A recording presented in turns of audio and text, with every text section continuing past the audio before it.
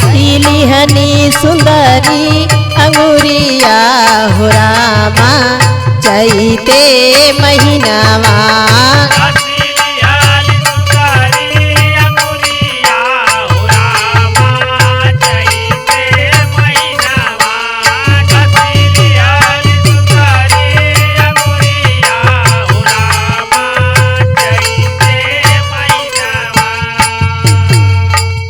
बाबू माई धई रोवे खटिया से पटिया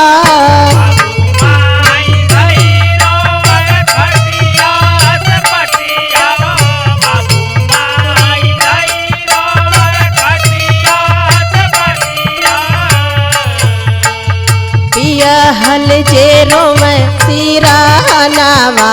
हो रामा चैते महीनावा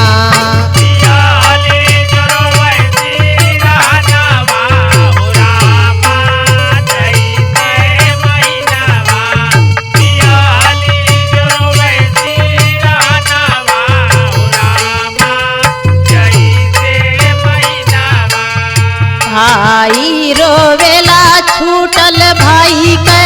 सिंगरवा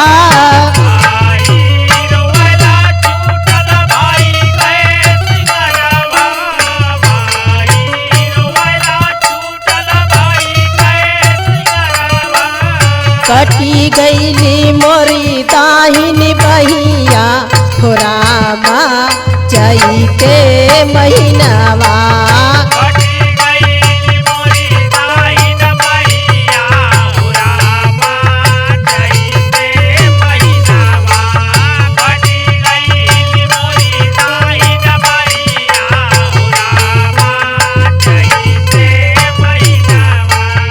बहिना रोवली भाई के करी बिदैया